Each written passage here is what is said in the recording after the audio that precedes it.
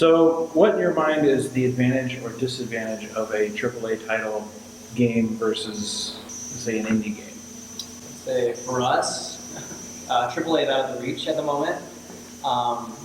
We generally like to play indie games, I think. Yeah. There's just, I think over the years, there's a couple of AAA games out there that have that handcraft love and passion, and we'll play those. There's just a lot of those that just feels like an empty kind of cash grab, to be honest with you.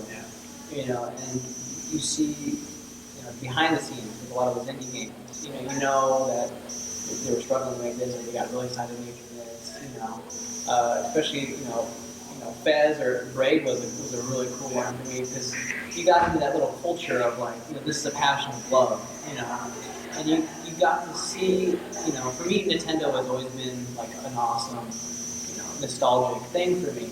Classic, like a Super Nintendo or 64, and I think a lot of indie games, they have that mentality of like their love, their craftsmanship with those games, and I think, I don't know, for me, I get that sense of artistic like inspiration when I play those games, and I can feed off of that.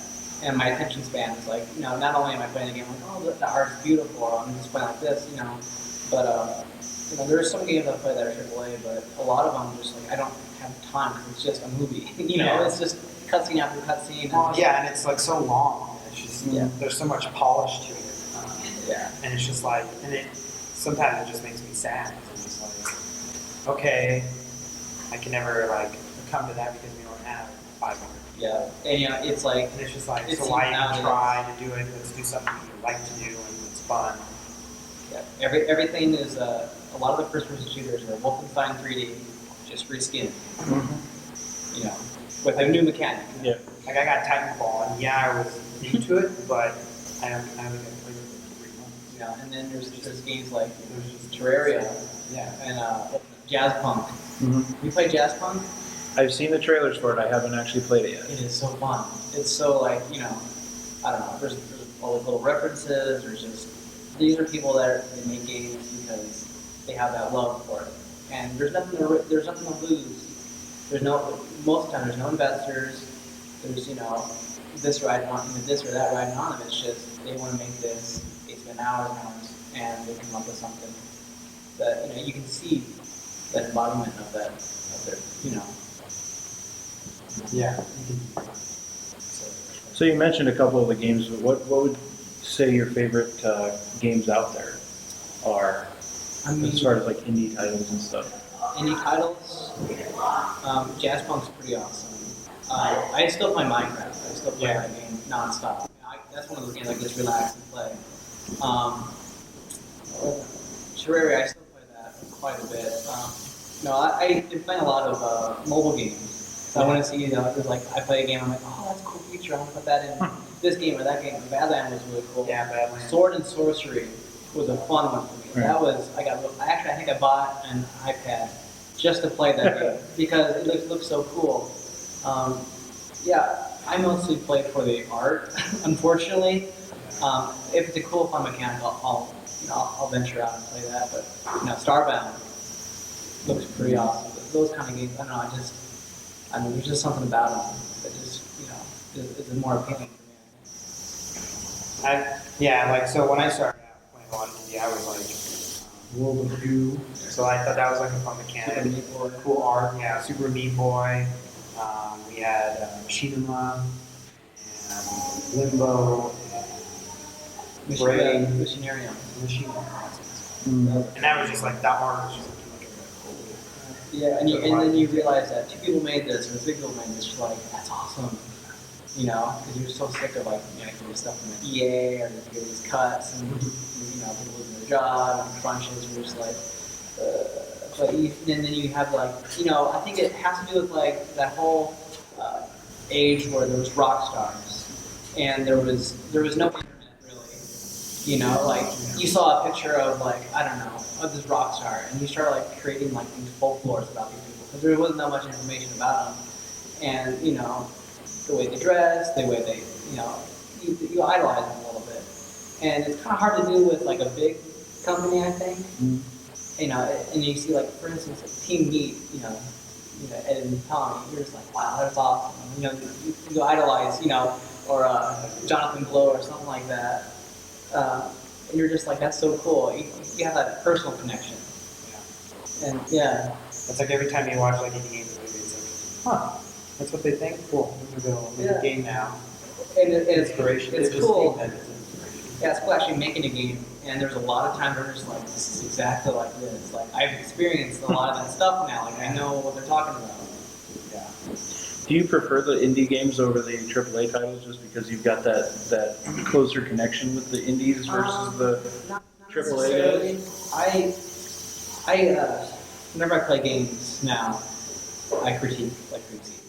I just cannot let go. And what's cool with indie games is I already know going into it might be flawed, or it might not be, and that's fine. I have that expectation of, no expectations, and I think that's cool. And then with AAA, it's the other way around. Like if you're gonna make a AAA game, for some reason I don't know what it is, I expect it to be perfect, and when it's not, I'm done with you. But I don't know about you. Yeah, well, it's just like, like I don't choose a AAA game just because it's like, it looks good. Like, it's got to be innovative or something new. It's got to be. Something, something different than all the others because it's like, okay, Call of Duty 26. Yeah. Okay. And a lot of it has to do with cost. That's cost too. I'm like, okay, for $60 a pop, it's going to be good. Why I can play, this indie game for $1 out of a Humble Bundle versus this is $60 game. And I might have more enjoyment out of the $1 game. Yeah.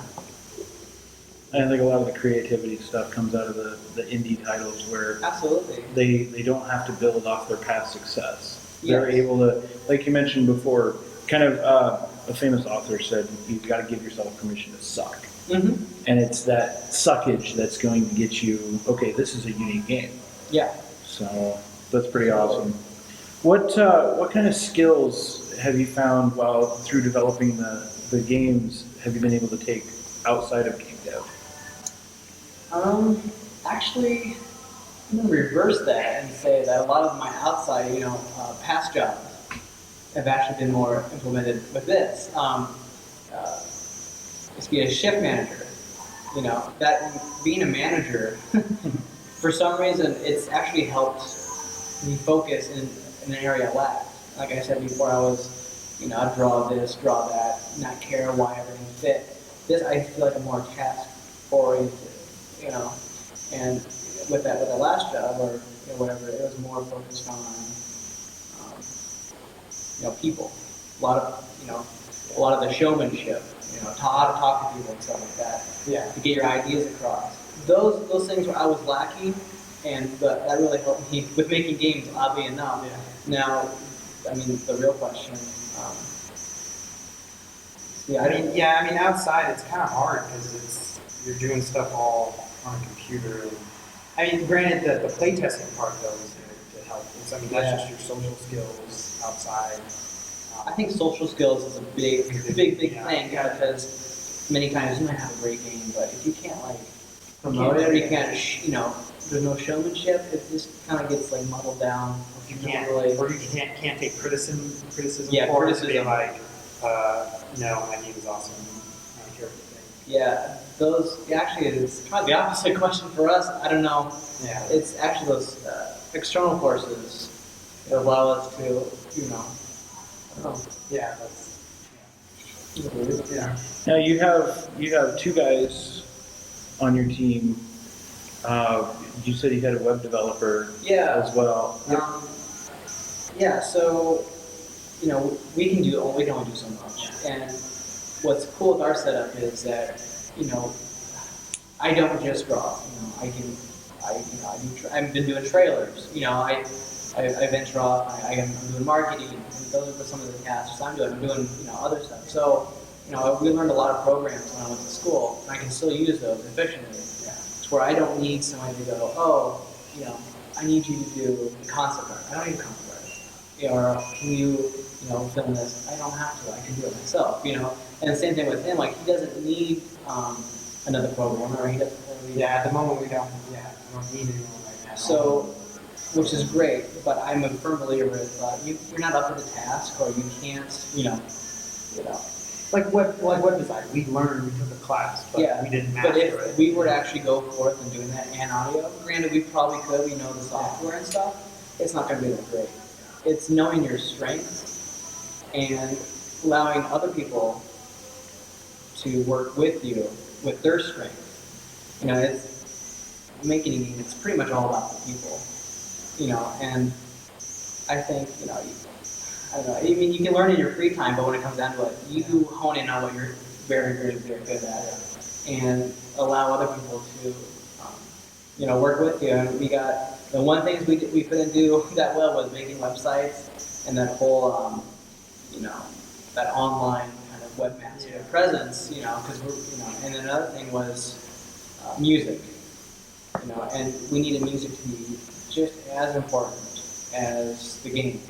And with Feral Planet, we had some rough cuts and stuff, and the music's brilliant, but we want, if somebody just listens to the soundtrack, I want them to have the essence of the game. I want them to feel a lot of the emotion of the game without even playing the game.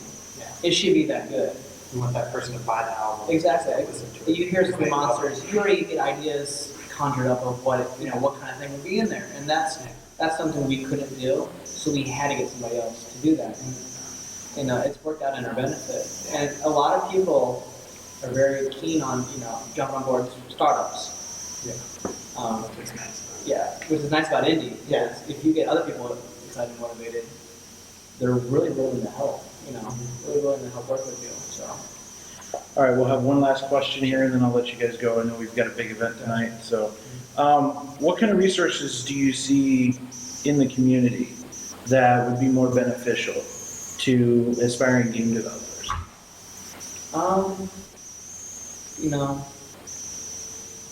The art was a big thing for a lot of people for many, many years. But with this whole pixel revolution, a lot of people are able to do a lot of cool things with a very old game art form.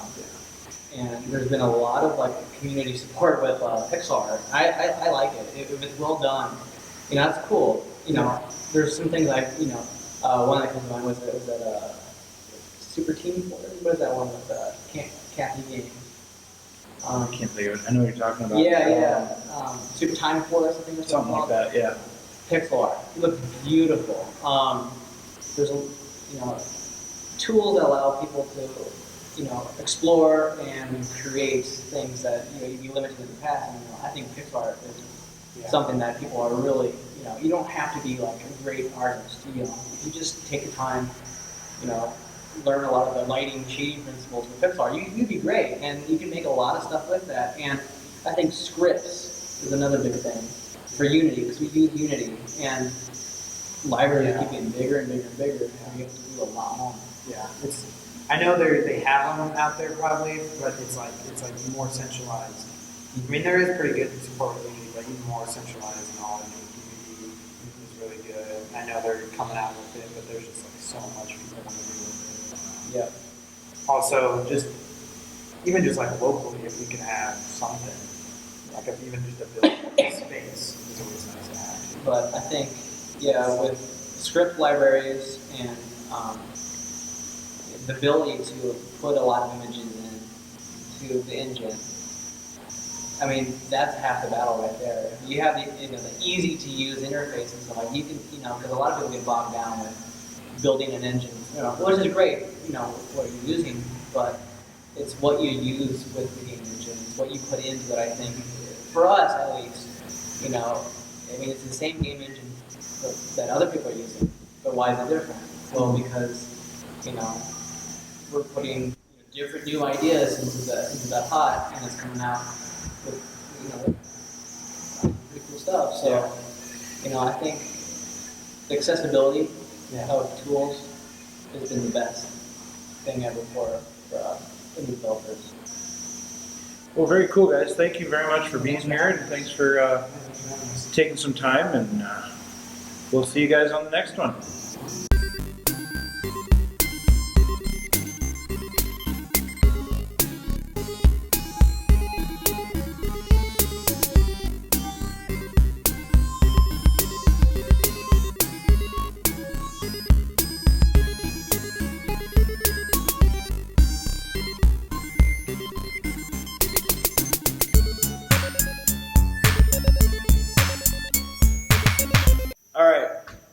one little special question here. You are chosen to host a popular game show. What game would you play, and who would you want to play with? Me personally, I'd probably play Half-Life 3 with you. Oh, God. Oh, geez, that's a loaded question. I think What's your top favorite game out there of all time? Tabletop, electronic, whatever. tabletop. Well, I would like to play D&D with, I don't know, a cast of some sort. I think, I don't know, somebody very, very serious, like maybe Steve Buscemi. And I know what I would do. I would love to play D&D with the whole cast from Reservoir Dogs in the characters they play. I think that would be hilarious. Oh, very cool. Yeah. Well, thanks again, guys. You've been a great help. So.